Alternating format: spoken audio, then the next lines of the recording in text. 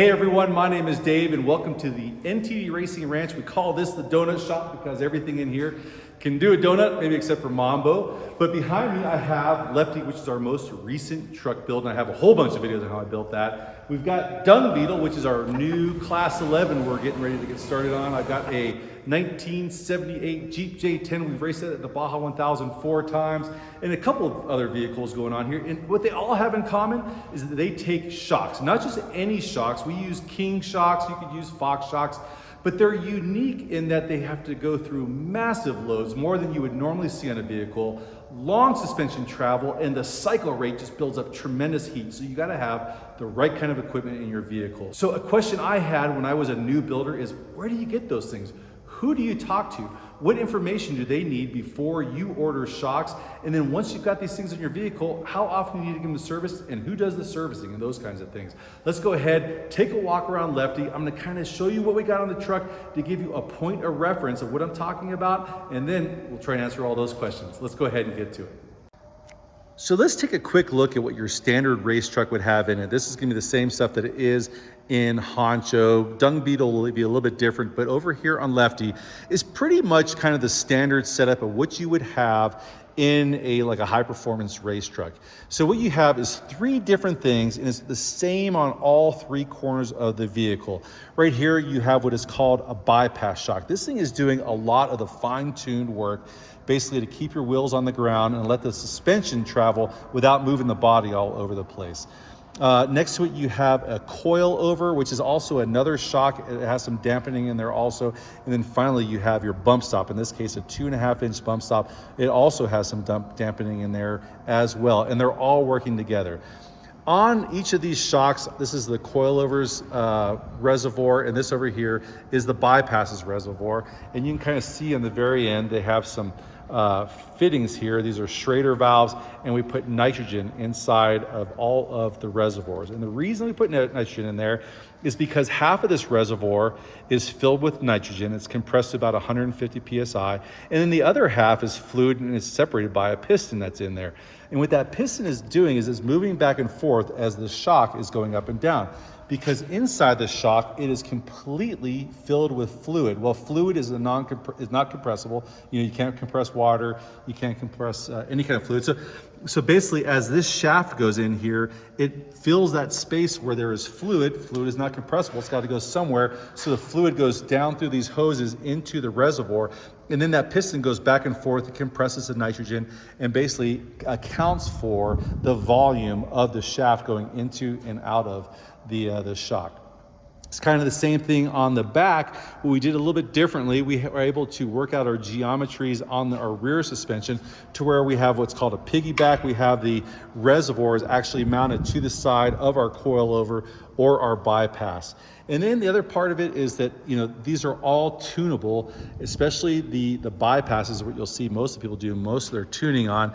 Inside of the piston, there's a piston that's going up inside and up and down in there. There are a bunch of shims that are stacked in there, and the way that they are stacked dictates how the fluid flows around that shaft as it goes up and down inside the tube there. And that is one way they tune it. And then the other way that you can tune it is for the different places where that piston is inside the body of the bypass, you can have these different chambers right here. So basically, as the shock is coming up, you can see over here on the back side, we have 3 different compression chambers. And as the tire is coming back down, we have 2 different rebound chambers. So you can adjust the rate at which it allows it to compress or rebound based on where the shock is in relation to its travel. So there is a lot to making all of these things work together, and then there are just people that specialize in doing those things. So let's go ahead and talk about those shops that I have used over the years, which specialize in ordering and tuning up suspension just like this.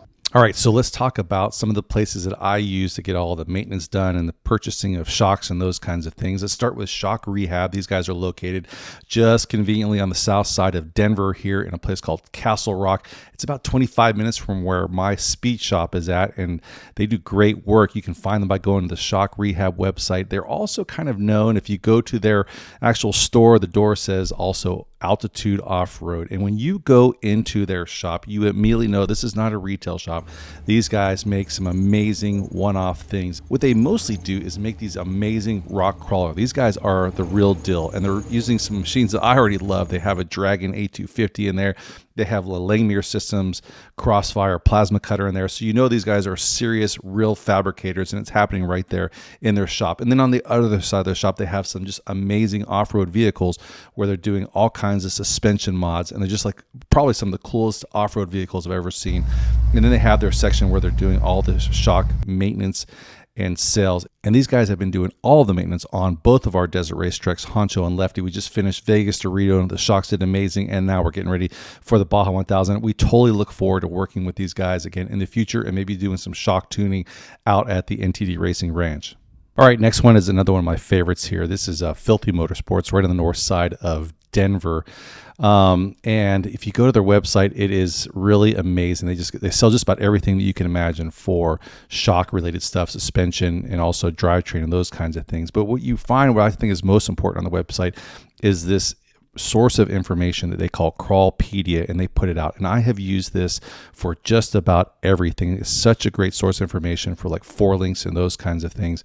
And if you go back to some of my videos, you'll see me actually designing my whole rear suspension just using their stuff, and then also just stuff like anti-squat and all that. That information is on their website. It is probably, I think, one of the best sources of information besides just their videos here. And this is a video that Ben, the owner there of Filthy Motorsports, put out. Such a good dude. I haven't actually met him in person, but I got a feeling we're going to be good friends the first time we do. He is just very generous with all of his knowledge, and he just puts it out there for free. And Filthy Motorsports there, just on the north side of Denver. I always think of Southern California as the mecca for desert racing. You can kind of see why. Here's San Diego, and here is Ensenada, the start of the Baja 1000. And right here, this is who I would go to if I was in Southern California, Down South Motorsports. Now, they are not too far from CarTech, which is just up to the north. But in my opinion, CarTech sells so many things, they cannot specialize in shocks the way that Down South Motorsports specializes in ordering the right shocks the first time. I have ordered the shocks for both of our desert race trucks from these guys before I moved to Colorado. Their website is great. They have some really good information, but really when you order specialized shocks, you call them up and you got to present them with a whole bunch of information so they get you the right valving and all that stuff and the right shock the first time. What's also really cool is if you're watching videos from desert racers and builders and those kinds of things and fabricators. I've been watching these guys for a while. Wings World. It was really cool to get to meet him as he was repairing the shocks for our desert race truck named Honcho. Okay, here's one last shout out. I've never actually contacted this company or given them any business, but they're called Shock Therapy. They're on the north side of Phoenix. Their website looks really good. And also what I think is really amazing is their videos that they put out. And when I was building Lefty, I used this front end suspension geometry for just so much information as I was building the geometries for the suspension for that desert race truck. And the reason it works so well is because of the information I got from these guys. If they know so much about suspension geometry and shocks, I just got to imagine that their customer service and the product that they're selling you is going to be impeccable also. All right, so here is one of the challenges of building these trucks is that you have to order your shocks way far out in advance. During COVID, it was 10 months. I think now it's probably down just a couple months, but still far enough out to where you kind of order the shocks and the valving before you order the springs, which comes later on. So I take a best guess at the weight. And then as far as getting the correct dimensions, I use computer-aided design. I have 2 videos that show you how I do all the dimensioning for the front suspension and all dimensioning for the rear suspension, such that I figure out what the shock I need to order is that will give me what the shock length is in full compression and then also the shock length in full rebound. All right, then here was the tricky part is we were just months away from the Baja 1000. I needed to order the springs, and so I needed to know exactly what the weight of the vehicle was going to be, but I didn't have everything on the vehicle, fuel in the cell, those kinds of things, spare tires on. So I and unfortunately I don't have a picture of this, but this is what I did.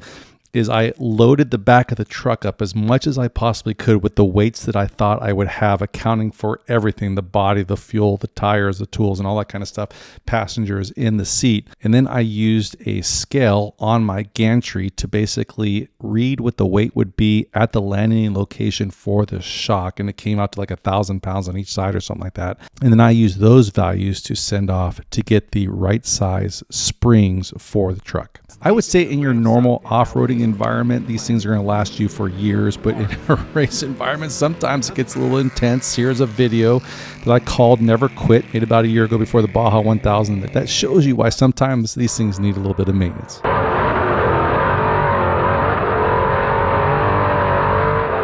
Still.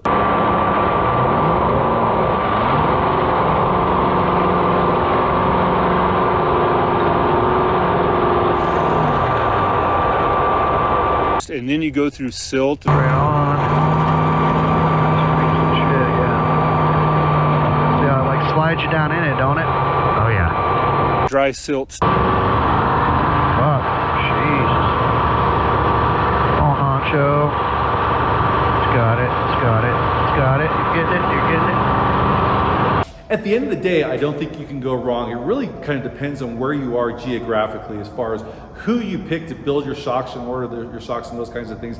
There is a definite benefit to working with somebody who is local. Huge thanks to those guys who've been kind of teaching us along the way. For the last 5 years, I've been a student to this sport, learning how to order shocks and how to build trucks and all those kinds of things, and we're getting better. And I think it's largely because of the generosity of those vendors I've been talking about in this video. And I sure hope that you'll consider using them for your own application. So if you like this video, I think that you're also gonna like this video. Hopefully we have earned your subscribe. There is so much more coming up as we're approaching this Baja 1000. Can't wait to see you next week. Take care of yourself.